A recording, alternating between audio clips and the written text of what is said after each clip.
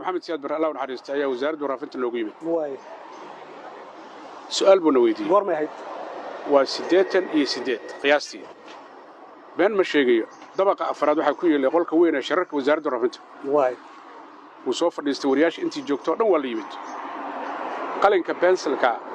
oo matiitaha la tirtiri karo iyo waraaq buu haystay hal su'aal oo na weydiiyay wuxuu yiri 14 saacadood hawada ku jirtaan 6 saac doorkii ilaa habeenkii 6 saac waa 12 saac subaxii 6 ilaa 8na waa 2 saac kala waa meeqo 14 saac oo raad muqdisho hawada ku jiraan BBC-duna 2 saac ay ku jirtaa ee maxay ku dhacdo inaad noqon weysaan sida dadku ayada u dhageysanayaan in wax la mid ah aad u keentaan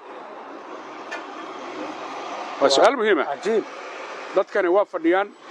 14 saac ayaad hawada ku jirtaan iyo dhaqaale dawladda isticmaalaysaa tan hal saac ay ku jirto hawada oo laba jeer ah ayay ka saameyn badan tahay maxay ku dhacday waay aniga safku horeeyaan ku jira gacantan taag ma samaanayo been ma sheegayo dabcan dad fadhiyo waa noolaa karaan jaalla madaxweynaha ira mudana ma la dhayn jaalla madaxweynaha su'aashaas muhiim waa laakiin waxaan u malaynayaa wasaaradda warfaafinta dadka mas'uulka ka ah wasiirka ka bilow agaasimaha guud wasiirka xigeenka agaasimaha waaxyaha in inta badan ay gardaadiyaan ama ay horseed ka yihiin waxa aan sheegno oo waxaysan ayaga ogeyn aan la sheegi karin hal tusaalaan ku siinayaa ir 3 toddobaad waxa afduubnay diyaarad Kuwait iska leedahay ma aanan sheegin waxay ku afduubnayd marba wadana la geeyaa waay markii dambe 3 toddobaad kadib la furtay iyadoo aan loo yeelin raggii afduubay wixii ay rabeen ana sheegay in diyaaradii la soo badbaadiyay 3 toddobaad oo la watana meelihii la geenayo dhan ma aanan sheegin laana waxaana la yiri ha sheeginina hadaa sheegtaan qolaa ku baraarugay inay Soomaali Airlines afduubto tiiriya waa qolada aan ku sheegay aanol waay gurigayga markaan u socday jaalla madaxweyne naag waayeela oo diris ilaaha iyarta waxay igu tiri maxaa qatar isaga dhigaysiin raadi muqdisho tacbaanatiin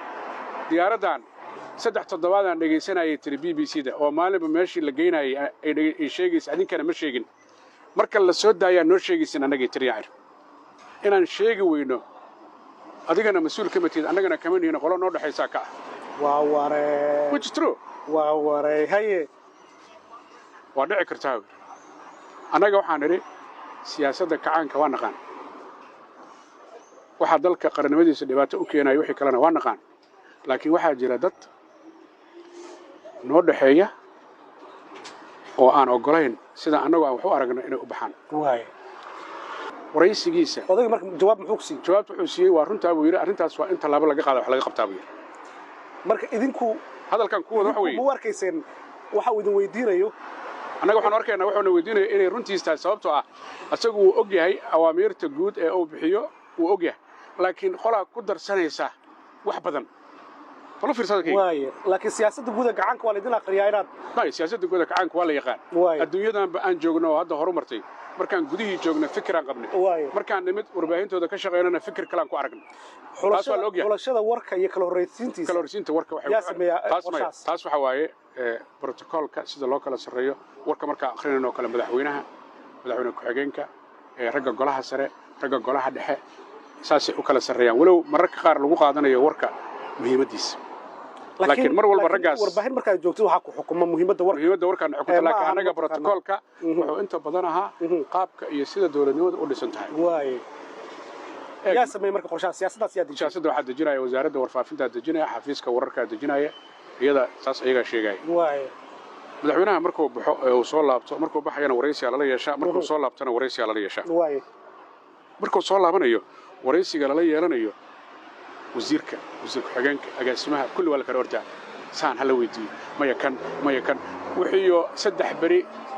la isku wareersanaa ayaa qofkiyo isaga dhan wareysanaya laakiin ragga soo kala duwan yahan ku sheegaa waay nin la yiraahdo Allah u naxariistay Maxamed Umar Jees ajire wasiirka warfaafinta waxa qolihii sare kacaanka waa Maxamed Siyaad markaan aan ku sheegayo 86 shirka igaad kadib waqashu ku maray Djibouti kadibna Djibouti ilaa xamar baawur ku yimid anoo warka labadii rubuc akhriyo oo soo baxay isagoo bannaanka taagan ayuu wuxuu yidhi madaxweynaha galabta yaa waraysanaya ilaa uu imanaya taala wasiir moogi baa aniga wuxuu yidhi adiga warayso soo ma ogid intii uu joogay kulamadiisii iyo shirkii igaad iyo booqashadii gaarkaadii wixii oo dhan haa su'aalaha adiga diyaarsan eeg ya jasa ku dhahay aad u mahadsantahay rajaal wasiir waan baxay baabuurka ay qaaday qadadeedaan tegey waan soo diyaar garoobay madaxtooyadaan tegey anoo wata qalabkii aan wax ku duubay qof maqan ma jiro waxaa loo sugayaa iskuul ardadii ay diyaar yihiin oo macallinkii imanayo oo kale wallahi dhaqankan hadda safafkan xamar ka jira waa jiri jiray markuu soo galay madaxtooyada dalaq ilaa safar dheer la soo galay meeshaas xukunka iyo qaylada ka baxaysay wad yaabaysay ilaa waxaa jooga golihii dhexe golihii sare iyo wasiiradii agaasimay iyo taliyayaasha ciidamada xidma adigu ragaan ku tilmaami karo 60 qof ayaa jooga macallinka madaxweynaha markuu soo galay shib dhagahayga waxaa ka yeerayay guux maxaa dhacay markuu soo fadhiistay oo fadhiistay yiro isaga geeskiisa halkaan uu fadhiyaa anigana inta alaabta igu diyaad cagmadhigo ma war baad rabtaa wiil jaala madaxweyne ha booqashadaadii gaarka ahayd iyo tii igaad inaan kaa waraysto diyaar baan ahay diyaar ma tahay nin aftahana ayuu ahaa waxa uu dhahay yaqaan kalsooni isku qaba aad fahmaysid meesha aad joogtid inay tahay meel oo ay dawladnimo ka jirto dhowr su'aal aan weydiiyey waxaa ka mid ahayd wararkii ugu dambeeyay waxay sheegayaan adiga iyo Mengistu kulankiinii kadib dawladda Masaarida iyo Talyaanigu inay si anba qaadi doonaan inaad si aragtaan adiga iyo wali fiiriyay ayagoo dhanna waxay isiraadeen su'aal qaldan ayaa la weydiiyey hore wuxuu ka yiri sida aad sheegtayba haddana arrintu waa degtay waraysigaas marna wuxuu ahaa urur goboleedka igaad kulankii asaga iyo Mengiste wixii laga wada hadlay waxa la damacsan yahay marna booqashadii gaarka ahayd ee reer Djibouti ay ku soo dhaweeyeen magaalo iyo sida ay reer Djibouti Soomaalida ku ahaayeen runta markaan ku sheego ilaa aad tabinaya mogta kuma aanan baahnayn nin wasiir iyo nin agaasime ay sheegaan waraysiga ugu yaabka badnaa waa ayaguna shaqo kuma lahayn ma fahmaysaa xorriyadda marka ma heli jirin waagi hore ma jirin laakiin waxay ku xiran tahay ninka wasiirka eeg nimankan wasaaradaha loo dhiibayo inuu shaqada ku madax banneeyo isku mid maaha ragna waa rag aqoon leh isku kalsoon ragna waa rag gabagabaynayo ayaga bal abuuraya dadkii marka qalgal gelinaya arrin kale aan ku sheegaya waxa mar walba dawladda dadka hor keena waa madax qaldan madaxda xataa weliba ma wada la oran karo waa qorada invisible-ka aan la arkayn oon ku sheegay anigoo habeen warka 8 leh ayaa waxaa stuudiyaha soo galay nin xogeeye joogto ahaa xogeeye joogto waxa la dhahaa director general oo kale iyo nin ganacsadaha oo caan waxa la igu yiri 8 la waa rubi saac dhiman waxaynu kuugu nimid warka inaad ku dartid wafdi Talyaaniga ka yimid ayaa madaxweynaha ay caaw isarkeen nakeena bannaanka u soo bixiyay ilaa hoos waa stuudiyaha korna waa wasaaradii markaan bannaanka u soo baxnay aan waxaan iri idaacadda waxaa ka dhiman 10 daqiiqo warkaana waa in soona soo diyaarisaa soona ka horna wariye gaar ah ayaa jira oo madaxtooyada oo madaxweynaha warkiisa keena askariga iridda jooga waxaan ku iri stuudiyaha ma soo geli karo qof annaga aanan ogeyn ama madaxda wasaaradda aysan ogeyn adinkuna igu sugo kor hadalkaas igama aysan filayn laakiin aniga anaa isbadbaadinaya sababtoo aniga ma dhihi karo anoon ogeyn wafdi Talyaaniga ayaa Maxamed Siyaad sarkeen hadhow waxa imanaysa ninkan iyo ninkan maxaa ku yimid warkaan xaq u maleynay stuudiyaha ku soo tararaxaan warkaygan soo aqriyay waa soo baxay koraan ugu imid raggii waxaan ku iri soona joogtiin soona madaxtooyada ha wacdo ama ninka wariyaha madaxtooyada warkaan haydin keeno arrin kale aan ku sheegay dawlad ayaa jirta dhacday 14 December 1989 ra'iisul wasaare waxa ka Allah naxariistay Maxamed Ali Samatar waxa la sugayay in dawladda dhiso December 1989 saas ku dhamaatay January oo dhan 1990 saas ku dhamaatay February 19 ayaa la magacaabay Allah u naxariistay Axmed Xasan Cawke oo wariyaha madaxweynaha ayaa liis wada dadka oo dhan waa ka daba ordaya markii 2 bilood la sugayay liiskiya ku jira markuu arkay su'aalo badan in la weydiinayo ayuu studio hoose u degay warka 8:15 waa 2:15 waay anoo soo fadhiyo wararkayga diyaarsanaya ayaa telefoon madaxtooyada ka yimid Cawke awal yiri hadda dhawaa joogaa liir laakiin lama yaqaan yaa warka akhrinaya la yiri cagmadhiga awal waa kan waliidi